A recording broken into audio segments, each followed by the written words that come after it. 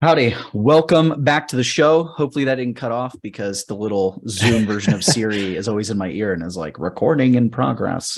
Yeah. I never know if it actually caught us or not. But anyway, we're back to back. I think it's interesting. We just talked about a work-life balance episode and we're trying to get ahead again on the podcast. We were ahead and then we didn't record because of life. I don't even remember why. So we're back. I know the ideas were flowing there for you at the end of the last one. So where do you want to take this thing? The brain kicked on. Well, so we've gone through a very interesting journey, like since we started Laptop Empires back in 2018. I mean, you had started hiring people, like VAs, overseas VAs and people to work in your agency. And I was like very stuck in, I don't want to hire anybody. I want to be a solopreneur. Right. Wasn't interested in it at all. And then I started hiring like contract work, just like, hiring various people. And we went through a period of time at LE where we hired a lot of people, all contract, but like we just went through this thing where we were just hiring a bunch of people. You kind of, I feel like have kept your agency pretty the same. Yeah. I mean, pretty much the same though, until more recently. And the reason I want to talk about this is because you just, you did some interviews, you just hired a copywriter yesterday and you've talked about, kind of bringing in more people. And I don't know what your overall goals with the agency are, but like you've talked about kind of like bringing people in. And so like we went through this process, we hired a shitload of people. I don't know if I can say that, but we hired a bunch of people for LE.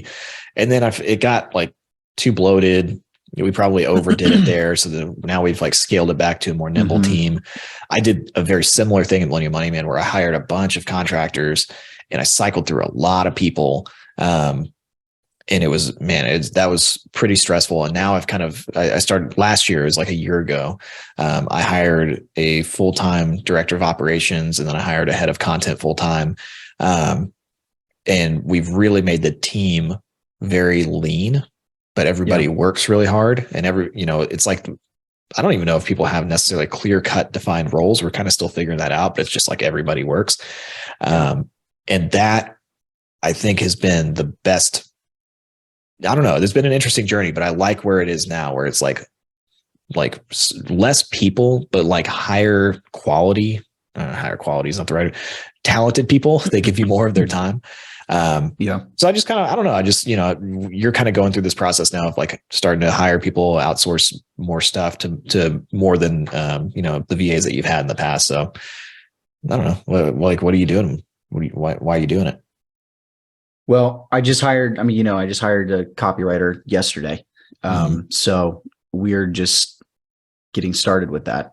And I'm kind of going against my like anti-meeting routine. I'm actually going to be meeting with him once a week. So nice. We'll see how that goes because I hate meetings. Man, I don't know, man.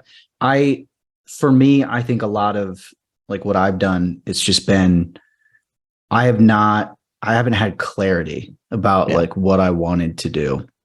And I think the interesting thing since we started working together is we've both our business has gone like we're at these high points and then where we've kind of like bottomed out and had to rebuild, and just because we're splitting our attention, which just goes to show like we've got a good thing, I think, but guys, it's hard when you try to do too much, when you try to do too many businesses, like it's way more difficult. Like I personally feel like now, and the advice I always give people is like, don't try to have multiple businesses. Don't try to have a bunch of partnerships. Don't try to have a bunch of products. Like keep your business simple. You can build $1 million business with one product or one service.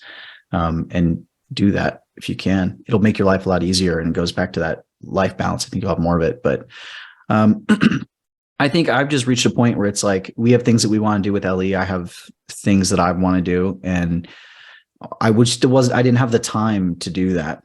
And so I had a combination of, I really thought I was going to wind down my agency. And we talked about that for a long time. Yeah. And I had a conversation with Jess, who, she's kind of like she's our CPA and all that. Her company does our bookkeeping and all that kind of stuff. But we did some coaching with her to kind of figure out what we want to do for LE and all this. And one of the things when I was meeting with her individually, she was like, she's like, I want you to think about how you could keep that business as an asset, the agency, instead of building other things and then like winding that down. And that really stuck with me. So I've been in a point where I've just kind of held steady for a long time.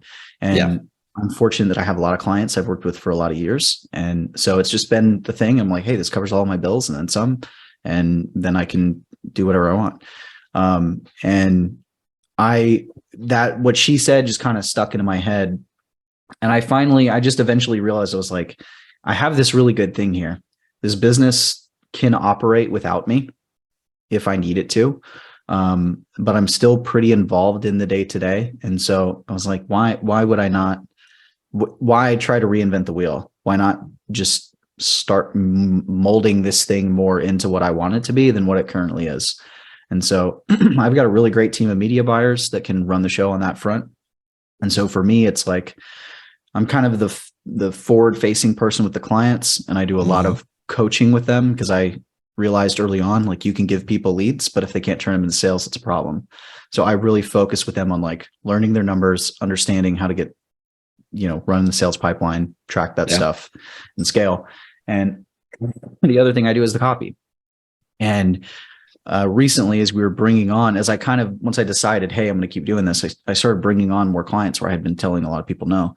And I started to realize, like, man, my team puts everything together really fast, and then they sit and wait for me to write copy. Yeah. Like straight up. And I just don't. And when I do it, I sit down, it takes me 10, 15 minutes and it's easy and we're good to go. But I always procrastinate on that, and I never want to do it, and I dread it. And so I was like, I need to get some help there. But I also have, I've been doing the YouTube thing and the TikTok thing, and I have all this traffic coming now. And like for the last couple of weeks, I've been adding like 30 email subscribers a day from that. And so it's like, okay, cool. I'm collecting these emails, but like, I'm not doing anything with it because I haven't had the time to write the automations and email the newsletter and all that. So I was like, okay, I can remove a bottleneck inside of my business, and then somebody can help me start moving these projects forward, and help us start selling like these new services in the agency. So to me, it was just about, I had things I didn't want to do. And then I had frustration around, like I mentioned last episode, working 3 days in a week. And so then like, I'm like, hey, I have more I want to do. I want this ball to get rolling.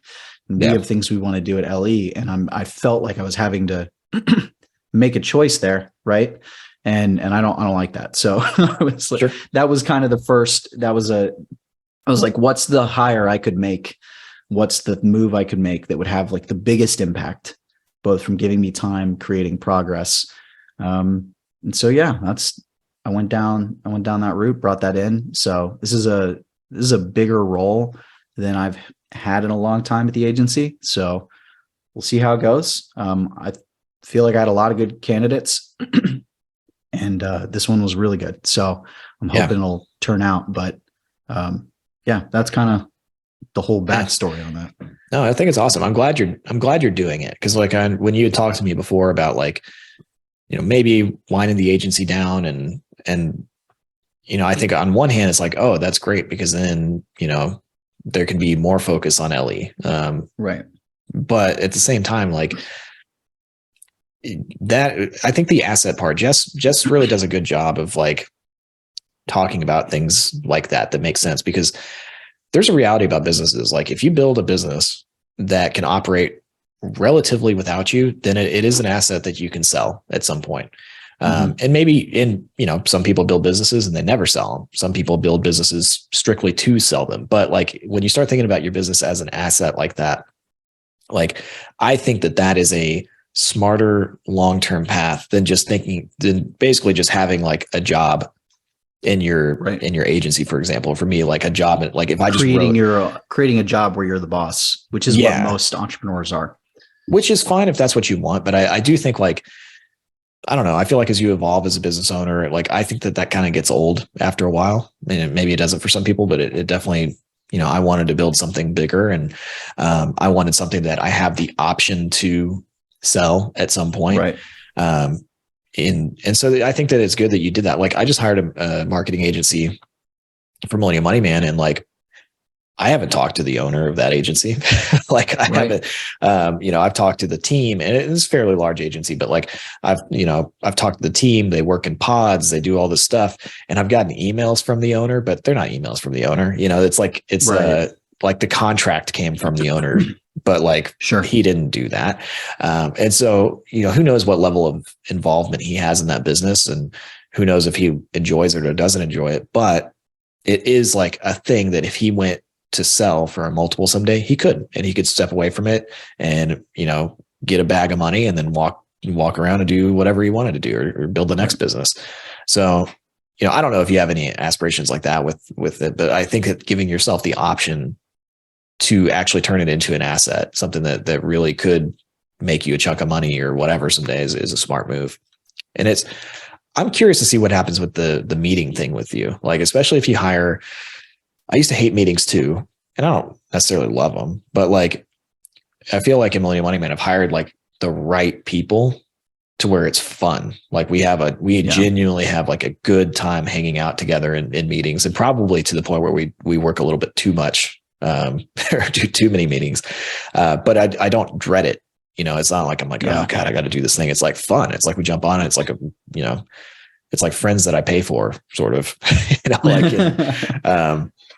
but I think that they would say too that they enjoy it, and there are boundaries and all that kind of stuff, of course. But like, I think that if you really get the right personality fits around you, that it makes work more fun. At least it does for me. Yeah. No, definitely.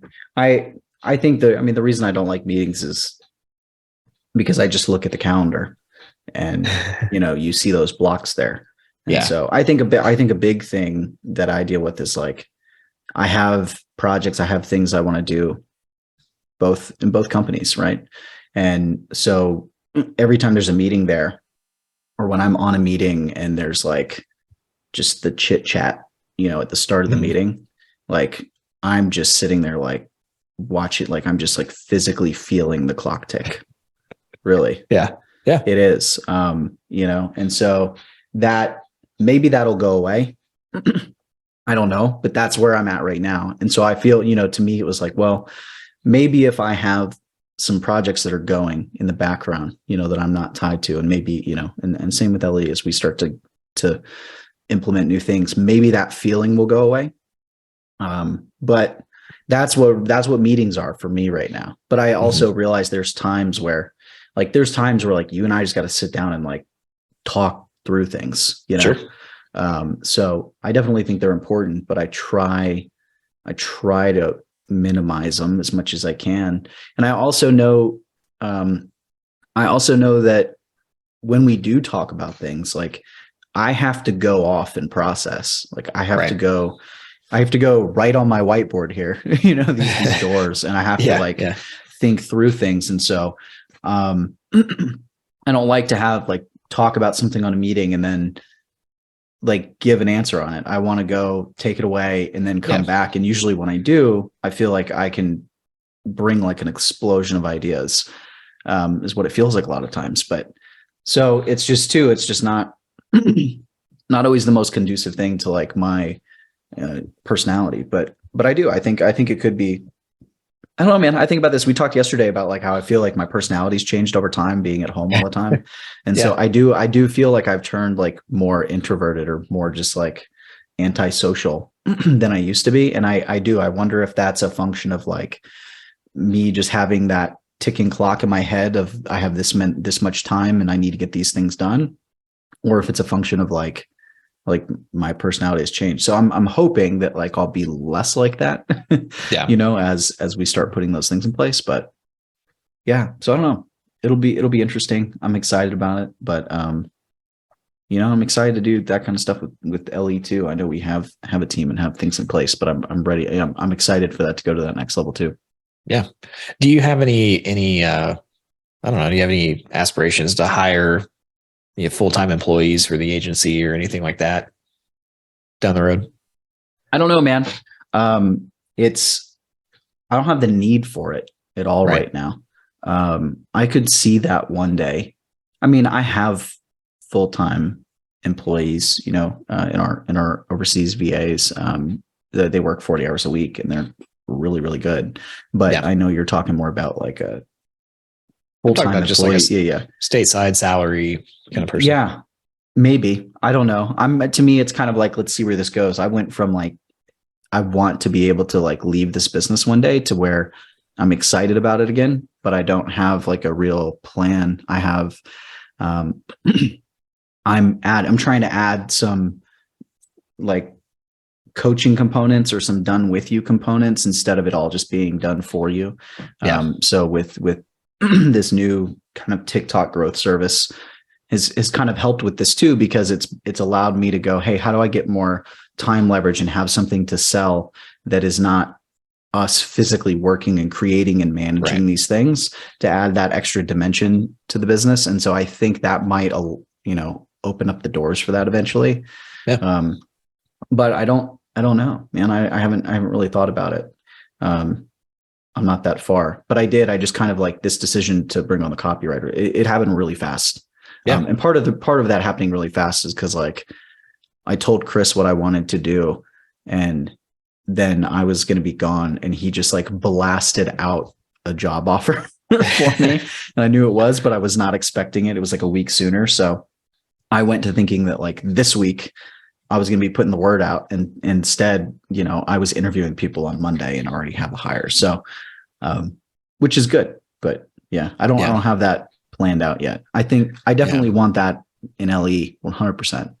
Yeah.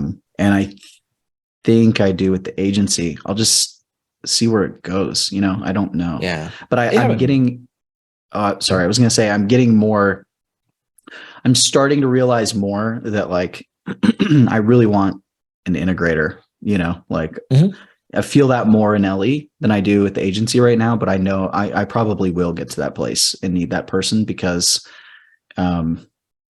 I'm just starting to realize more and more, like I've always felt like an integrator, like personality wise, but I'm realizing that I'm more of like an idea and planning kind of person.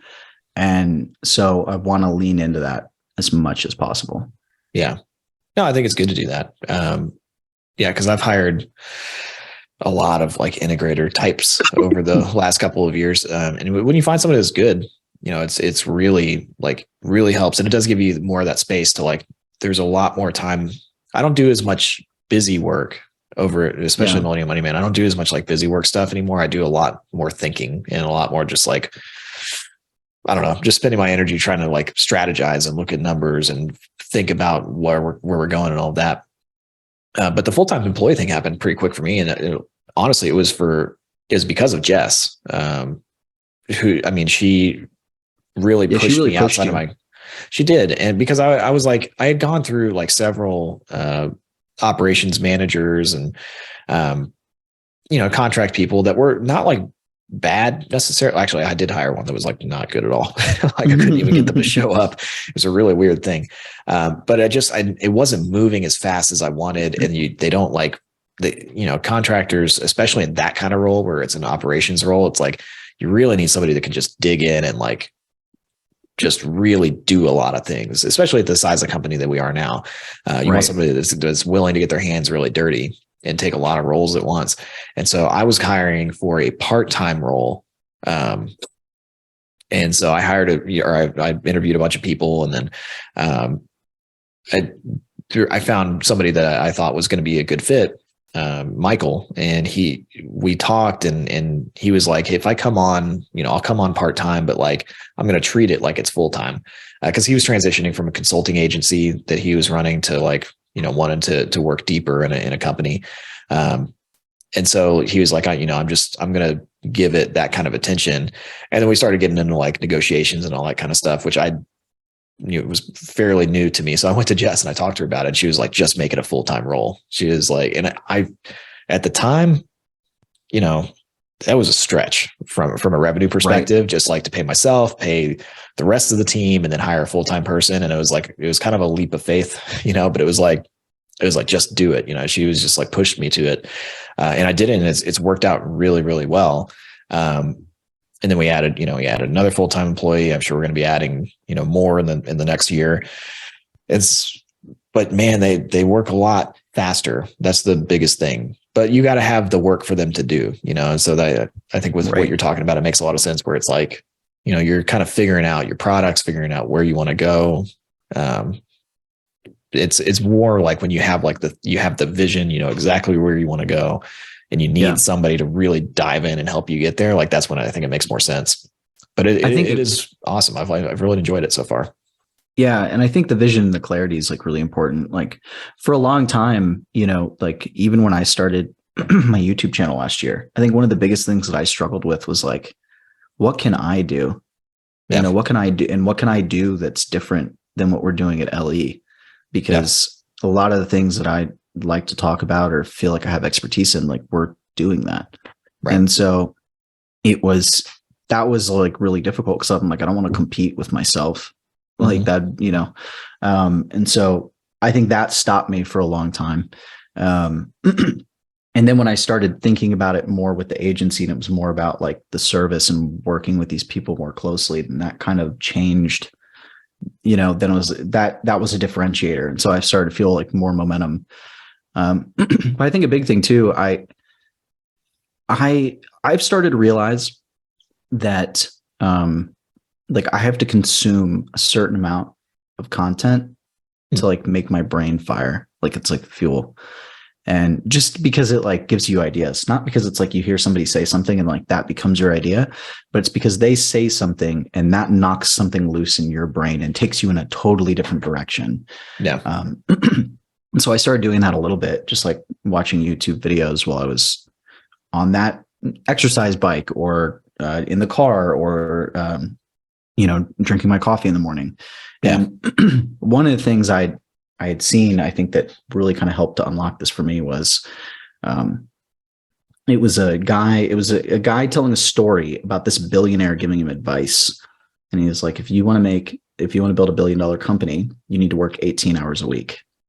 And he was like, you need to get to where you work Tuesday, Wednesday, Thursday, 6 hours each of those days. And you don't know what you're going to be doing the next week. Like you show up, it's planned out, like you do it. And that way, if somebody, says, hey, I have this conference I need to come to, or you have something with your family, like you can drop it, Friday to Monday, and then you just show up on Tuesday and you do the work.